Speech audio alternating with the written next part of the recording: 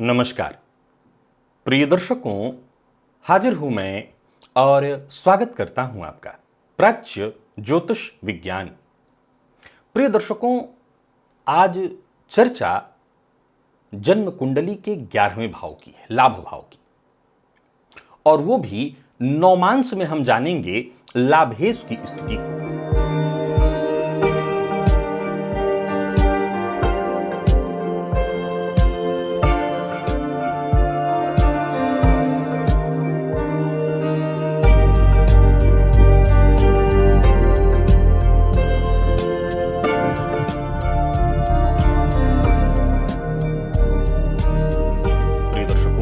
लाभ भाव का स्वामी जिस भाव में बैठा हो, उसके स्वामी का हमारे जीवन पर, हमारे आय पर कैसा प्रभाव होता है, आज इस विषय पर हमारी चर्चा है।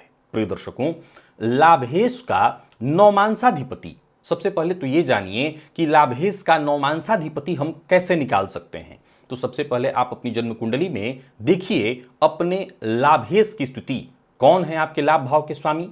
एक उदाहरण से समझिए कि मेष लग्न की कुंडली है, तो मेष लग्न की कुंडली में लाभेश बनते हैं शनिदेव।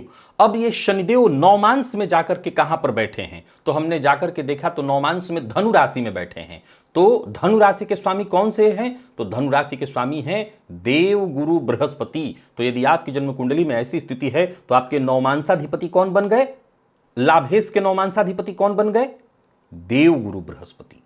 अब अगर ऐसी स्थिति में देव गुरु बृहस्पति बली अवस्था में हैं, तो ये सूचना है इस बात की कि जातक के जीवन काल में धन की कमी कभी नहीं होगी, अथवा धनागमन के जो मार्ग हैं सदैव उसके जीवन काल में बनते ही रहेंगे।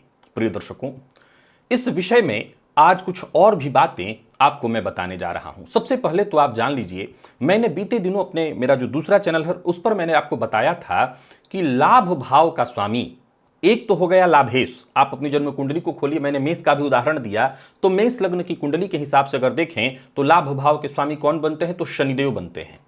अगर आपके लाभेश शनिदेव हुए तो सबसे पहले तो एक बात तय हुई, जो साधारण रीति से हम जाने कि लाभेश की दिशा, तो शनिदेव की दिशा हम अगर पश्चिम मान लेते हैं, तो इस अवस्था में अगर मेष लग्न की कुंडली है तो जातक के लिए लाभ की जो दिशा है वो पश्चिम दिशा हुई। अब मान लीजिए कि शनि जाकर के बुध की राशि में बैठे हुए हैं, शनिदेव बुध की राशि में जाकर के बैठे हैं, तो जातक के लिए हम थोड़ी और गहराई में गए तो जातक के लिए बुध की दिशा उत्तर है, तो जातक के लिए उत्तर दिशा भी लाभ की दिशा बन गई।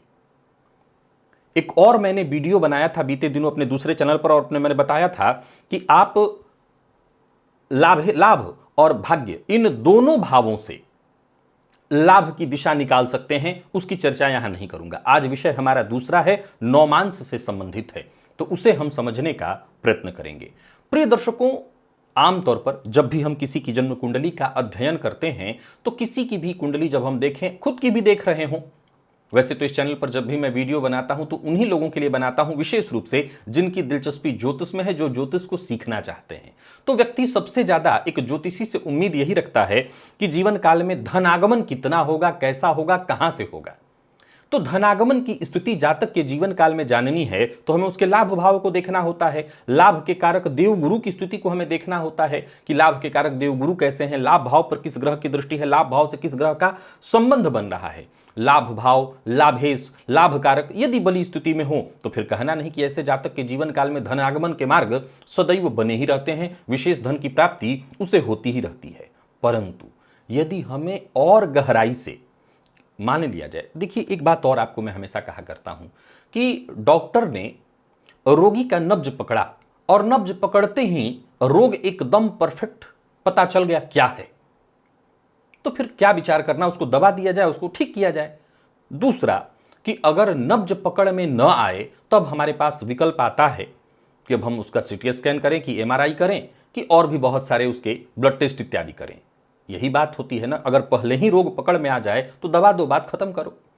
प्रिय दर्शकों, हालांकि ज्योतिष में इस बात को थोड़ा ऐसे भी समझना है कि जो जन्मांक चक्र है उतना ही महत्व हमारे ज्योतिष के प्रवर्तक जो ऋषि हैं उन्होंने चंद्र कुंडली को, और उतना ही महत्व नौमांस कुंडली को भी दिया है। उनका कहना था कि जैसे आप जिस रीति से जन्मांक चक्र को देखते हैं, ठीक उसी रीति से चंद्र कुंडली और नौमांस कुंडली को भी वैसे ही देखिए, प्रॉपर जैसे जन्मांक को देखा वैसे ही ग्रह स्थितियों को नौमांस में देखिए। प्रिय दर्शकों, भाव अधिष्ठित ग्रह भावपति से प्रभावित होता है। यह सिद्धांत भी बीते दिनों आपको मैंने बताया था कि भाव में जो, अच्छा एक बात और, यूं समझ लीजिए, आप बहुत ज्यादा अगर गहराई में नहीं जाना चाहते तो बस आपको मैं ऐसे समझाना चाहता हूं। मान लीजिए सोना बनने की प्रक्रिया है, सोना बनने की प्रक्रिया है।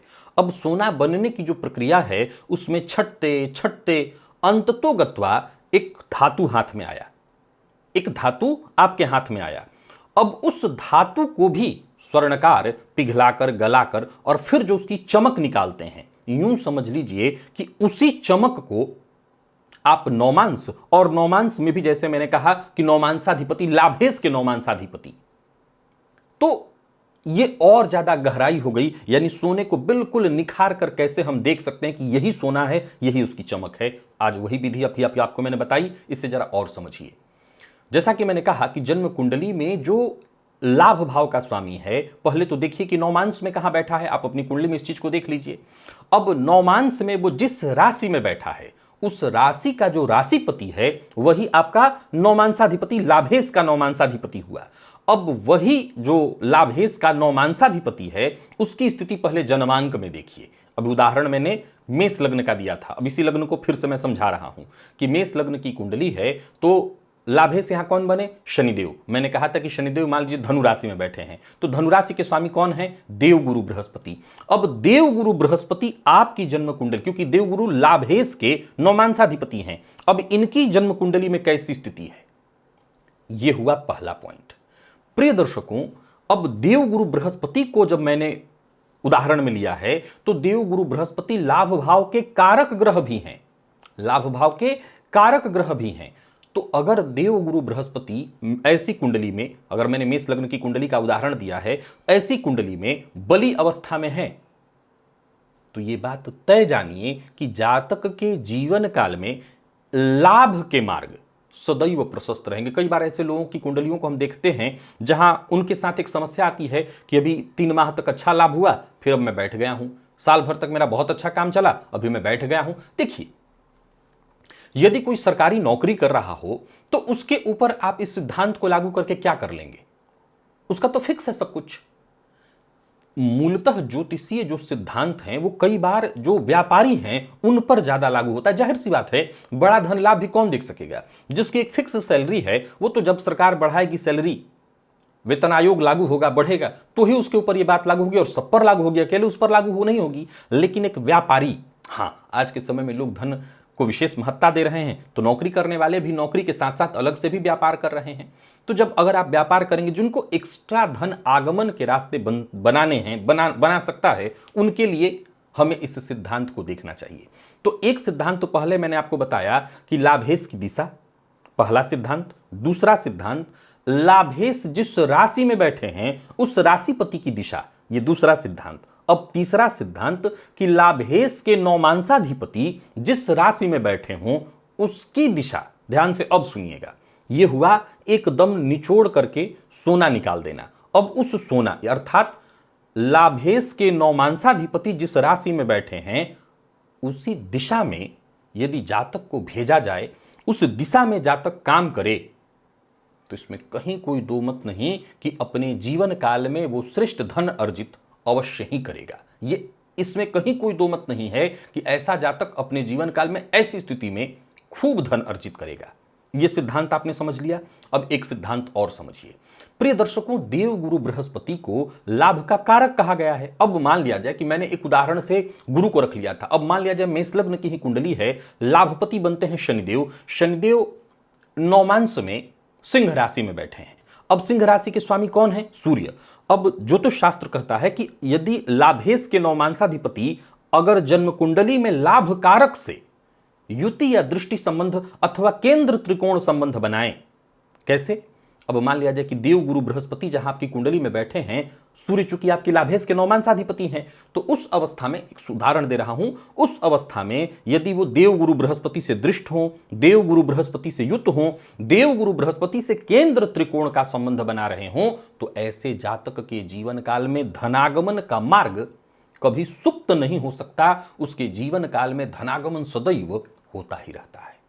आशा करता हूं आज का ये जो छोटा सा वीडियो मैंने बनाया आपके लिए, ये बेहद कारगर होगा जब आप किसी की जन्म कुंडली पर इस सिद्धांत को, इस सूत्र को लागू कराएंगे और सामने वाला भी आपकी बात को मानकर उस दिशा में प्रयत्न करना शुरू करेगा।